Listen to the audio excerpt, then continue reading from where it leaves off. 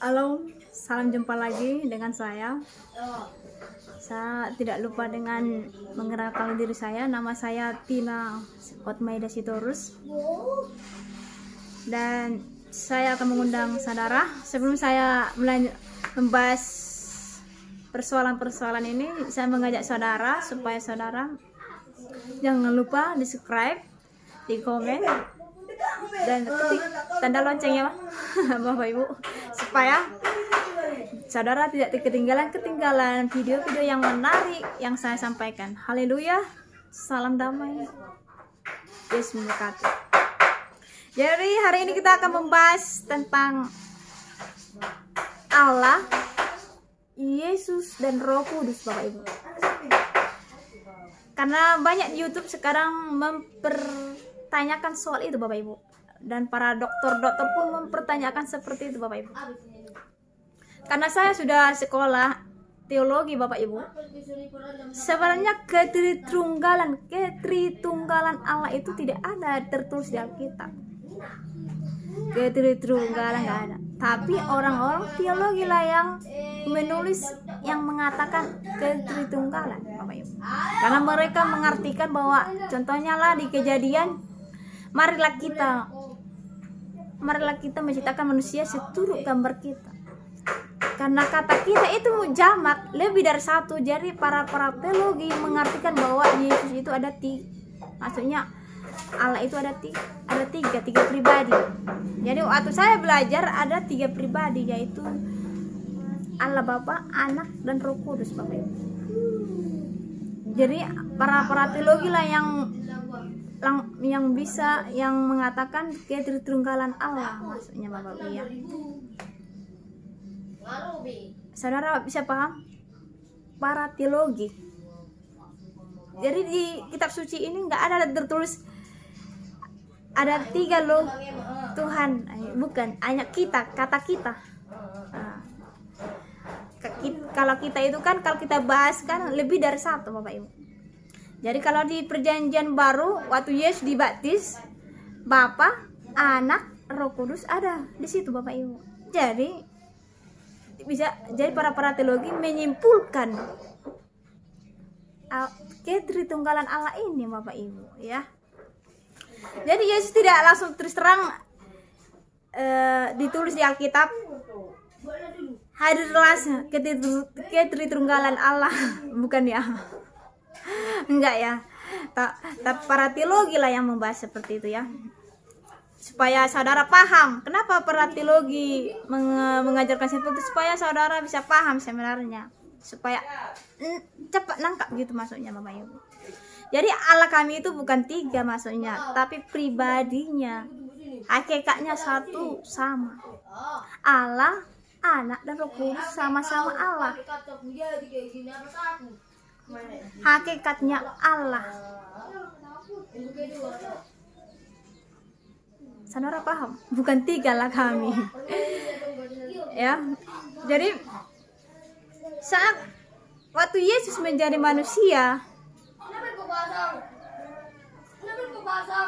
seperti dia bicara, mari kita baca dulu. Yohanes 5 ayat 19 sampai 27, Bapak Ibu. Saya akan baca. Maka Yesus menjawab mereka, katanya, aku berkata kepadamu, sesungguhnya anak tidak dapat mengerjakan sesuatu dari dirinya sendiri, jikalau tidak ia melihat Bapa mengerjakannya. Sebab apa yang dikerjakan Bapa, itu juga yang dikerjakan Anak. Wow, luar biasa, Bapak Ibu. Kita baca lagi. Jawab Yesus kepada mereka, ajaranku tidak berasal dari diriku sendiri, tetapi dari yang telah mengutus aku. Barang siapa mau melakukan kehendaknya, ia akan tahu entah ajarku ini berasal dari Allah, entah aku berkata dari diriku sendiri. Waktu Yesus mengajar di bait Allah, ia berseru, memang aku kamu kenal, dan kamu tahu dari mana asalku. Namun aku datang bukan atas kehendakku sendiri, tetapi aku diutus oleh Dia yang benar, yang tidak kamu kenal. Aku kenal Dia sebab aku datang dari Dia, dan Dialah yang mengutus aku. Maka kata Yesus, tinggal sedikit waktu saja aku akan bersama kamu, dan sesudah itu aku akan pergi menghadap kepada Dia yang telah mengutus aku. Wah, luar biasa. Waktu Yesus menjadi manusia, Yesus berbicara seperti ini. Aku khotbah ini loh, aku khotbah hari ini bukan ini Bapak, dari Bapak gitu loh maksudnya. Dari Bapak saya dapatkan. Kita baca.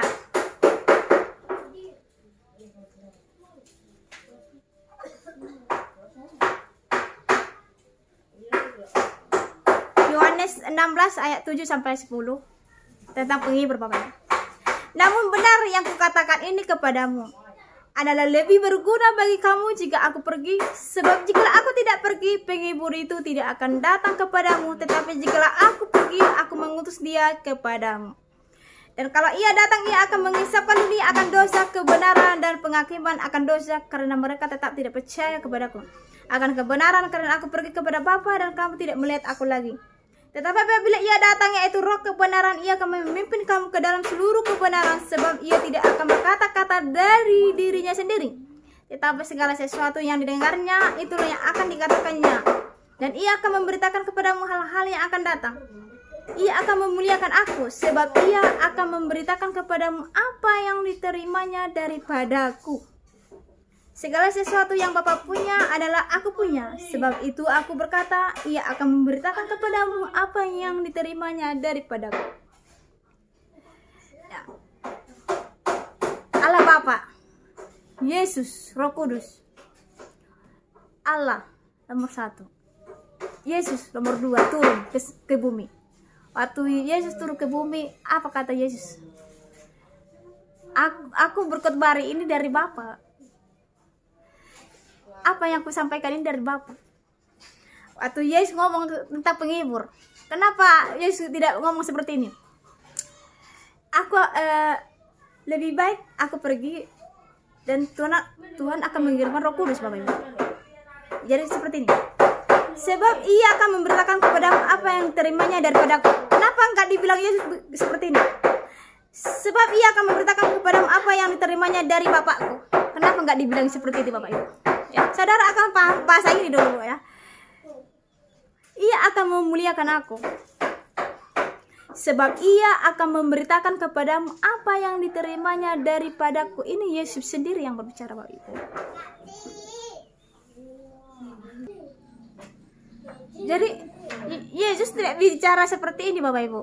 Nanti jika datang Roh Kudus itu, dia akan memberitakan apa yang diterimanya dari Bapa, bukan seperti itu, Bapak Ibu ya. Tapi waktu Yesus ngomong, dia akan Roh Kudus ini akan datang.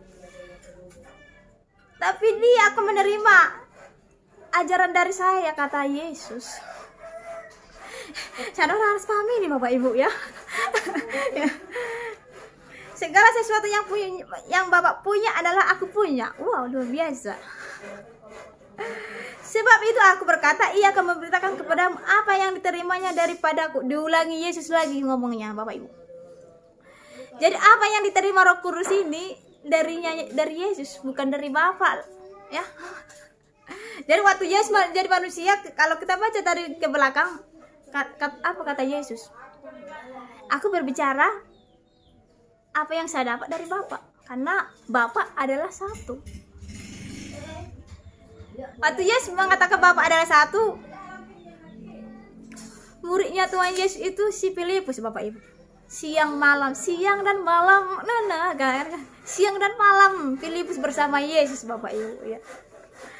Siang malam, tapi Filipus bisa berbicara seperti itu. Bayangkanlah saudaraku, jika muridnya saudara tidak mengenal saudara, ngeri ya, ya kan?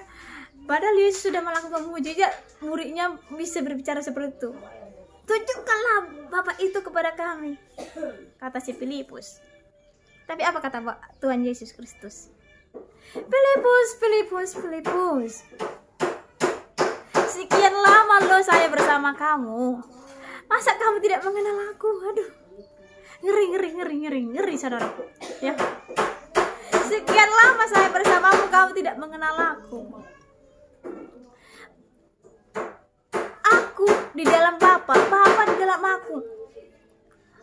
Mama dan aku adalah satu. Memang betul kata Tuhan, lebih baik Yesus pergi. Karena waktu Yesus masih di bumi, Bapak Ibu, tidak ada satupun orang yang paham apa yang diberitakan firman Tuhan, apa yang dikotbahkan Tuhan Yesus itu orang satupun tidak paham. Murid-muridnya saja pun tidak paham, Bapak Ibu. Kenapa saya berani murid-muridnya sendiri pun tidak paham apa? Pada siang dan malam para murid melewati peristiwa-peristiwa mujizat, tapi para murid belum paham. Sampai mau Yesus pun, mari kita baca dulu di Kisah Para Rasul, Bapak Ibu. Kisah Para Rasul, sampai mau Yesus pun naik ke surga, mau terangkat ke surga, para murid belum paham tentang firman Tuhan. Mari kita baca Kisah Para Rasul 1 ayat 6 sampai 7. Maka bertanyalah mereka yang berkumpul di situ, Tuhan, maukah engkau pada masa ini memulihkan kerajaan bangsa Israel? Jawabnya, engkau tidak perlu mengetahui masa dan waktu. Kenapa para murid ngomong seperti ini, Bapak Ibu? Karena Yesus pernah berbicara, berkhotbah bahwa para murid ini akan makan duduk di kerajaannya. Jadi para murid kepo. Wah, siapalah nanti jadi apa ya, nomor 1 ya, siapalah. Para murid kepo, Bapak Ibu. Mereka ingin kepastian, kapan saya duduk loh di kursi kerajaan itu loh. Ya kan? Kapan gitu ya kan? Jadi makanya firman Tuhan lebih baik Yesus pergi supaya dikirimnya seorang penolong tadi, Bapak Ibu, seorang penghibur tadi, supaya saudara dan saya ini paham tentang siapa sebenarnya Yesus.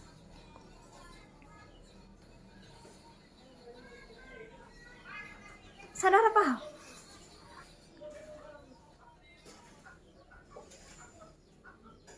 Kalau kita lihat mulai dari Kisah Para Rasul sampai Wahyu, tentang Yesus semuanya, Bapak Ibu. Ya. Datang siapa? Si Simon Petrus khotbah. Ya, atau si Paulus lah dulu ya, karena terkenal si Paulus. Itu loh, dulu saya itu pemberontak Kristen. Saya tidak suka, tapi sekarang saya memberitakan firman Tuhan. Saya dulu mati-matian untuk membunuh orang Kristen. Sekarang siapa yang ikut Yesus, siapa yang percaya Yesus. Tapi hari ini saya pun memikul sama. Karmanya sama, Bapak Ibu, ya, karena dia memberitakan tentang Yesus, Bapak Ibu ya.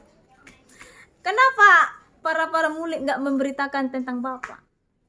Kenapa tentang itu loh yang seperti khotbah Petrus, yang kalian salibkan itu loh, khotbah mereka ke Roma, Bapak Ibu, yang kalian bunuh itu loh, yang di kayu salib itu loh, ya, itu yang saya beritakan sama saudara. Datang si Yohanes, kita baca dulu Yohanes ya, Bapak Ibu. Apa yang telah kami raba, apa yang telah kami lihat dengan mata kami sendiri, itulah firman yang hidup, Bapak Ibu. Itu yang kami beritakan sama kalian. Mereka baru sadar, setelah mereka menerima Roh Kudus, baru mereka sadar, wah, itu rupanya yang selama ini yang saya tidak percaya, yang tidak masuk akal. Yang betul nggak masuk akal memang Alkitab, Bapak Ibu, kalau tidak ada Roh Kudus. Susah untuk dimengerti, karena Allah kita ini memakai kata-kata kiasan banyak, Bapak Ibu, di Alkitab. Jadi tidak banyak orang bisa paham. Hanya Roh Kudus lah yang bisa memahami siapa sebenarnya Allah, Anak, dan Roh Kudus. Yohanes adalah murid Yesus yang terakhir, Bapak Ibu. Waktu Yesus menampakkan diri sama Yohanes di Pulau Patmos, Yohanes tidak ngomong seperti ini.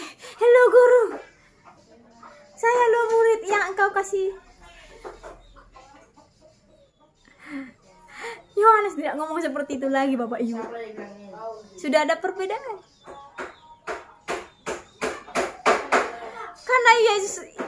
Karena Yesus tidak bisa lagi disentuh Bapak Ibu. Kita tidak bisa lagi sembarangan menghina Yesus lagi. Waktu Yesus ada di bumi, kita bisa sesuka hati menghina dia, menghina dia. Tapi waktu Yesus bangkit,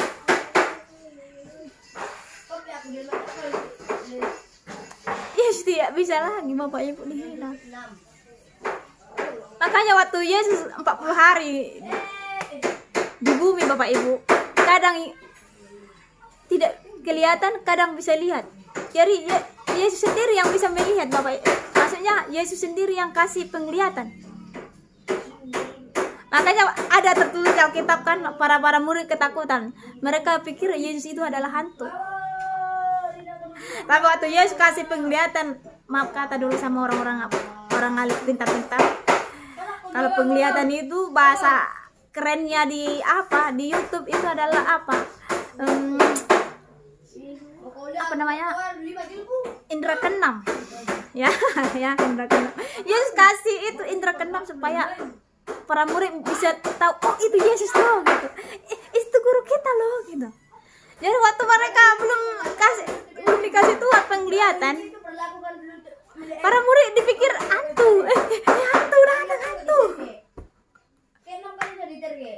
Ya. Jadi Roh Kudus ini Bapak Ibu, yang berperan hari ini adalah Roh Kudus Bapak Ibu. Contohnya lah, saya mau pergi nih menyeberang jalan, ada mobil, datang Roh Kudus berbicara. Tin jangan lewat, ada mobil lewat, itu Roh Kudus berbicara. Karena kalau contohnya lah, kalau Yesus yang muncul di sini, orang pasti takut. Tiba-tiba muncul Yesus gitu. Ya. Muncul Yesus yang kelihatan gitu loh maksudnya. Pasti orang takut Bapak Ibu. Tapi karena Yesus kembali jadi roh, karena dia berasal dari roh. Karena roh adalah tembus ruang dan waktu Bapak Ibu. Yang pernah berpengalaman ilmu hitam, ilmu putih lah yang mengerti bahasa saya. Ya, contohnya seperti ini Bapak Ibu. Contohnya kalau saya bersemedi, roh saya keluar. Roh saya ini bisa berkeliling seluruh bumi Bapak Ibu. Ke ujung bumi bisa. Karena roh tidak, kalau ada tembok, dia pasti tembus Bapak Ibu. Ya. Makanya tidak semua orang bisa melihat hantu Bapak Ibu. Ada beberapa orang saja yang bisa melihat hantu, melihat roh. Ya, jadi Yesus ini kan sudah jadi roh, jadi kapan saja dia bisa datang Bapak Ibu. Tapi kita nggak bisa melihat kehadiran dia karena dia roh. Tapi suaranya kita bisa dengar dan merasakannya Bapak Ibu. Makanya banyak orang yang bersaksi, oh saya selamat dari ini, nggak terjadi saya kecelakaan, ada suara katanya nggak usah jadi berangkat. Itu Roh Kudus semuanya. Kalau muncul mungkin Tuhan ada di situ, mungkin orang kaget, oh ada Tuhan ada di sini loh. Pasti orang berbicara seperti itu Bapak Ibu. Tapi karena Yesus kembali kepada roh, karena dia berasal dari roh, dia nggak bisa semua orang lihat, tapi orang bisa semua rasakan. Makanya banyak orang seperti ini Bapak Ibu. Seandainya saudara mengasihi tubuh saudara kepada setan itu tidak bisa memiliki saudara 24 jam. Makanya kalau ada perbedaan, jangan bunuh ya. Kasih dia kesempatan, karena Tuhan masih ada Bapak Ibu. Dan saudara jangan berpikir kalau saudara sudah ikut Yesus atau Roh Kudus sudah pergi, bukan. Roh Kudus tetap ada Bapak Ibu, hanya belum disentuh. Jadi makanya banyak orang yang bertobat karena disentuh oleh Roh Kudus Bapak Ibu, ya. Karena kita kasih hati kita ini. Ya ada Bapak Ibu. Roh jahat, roh kudus itu selalu ada di sini. Di dekat saya pun ada, tapi kita nggak bisa melihatnya. Ada yang selalu merayu kita.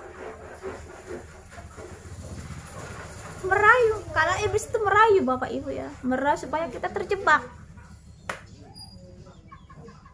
Karena itu kita berdoa Bapak Ibu.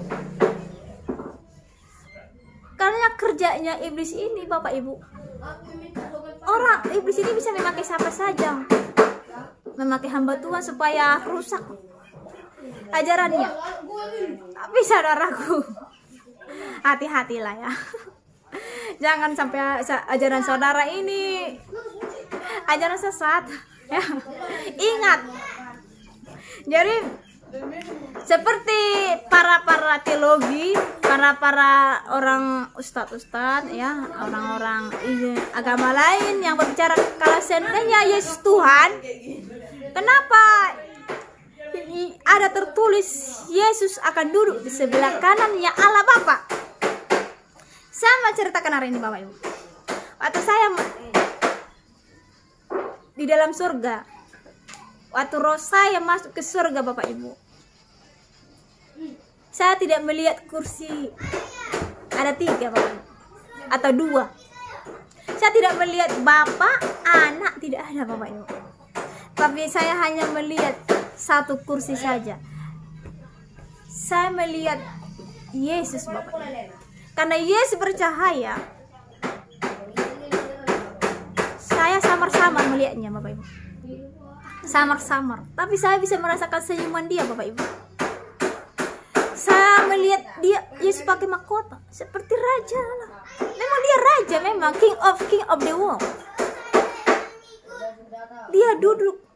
Kursi saya ini bisa luput Bapak Ibu, bisa hancur karena ini nggak original. Kalau di surga itu original Bapak Ibu ya. Dia terbuat dari emas Bapak Ibu ya, mahal Bapak Ibu ya.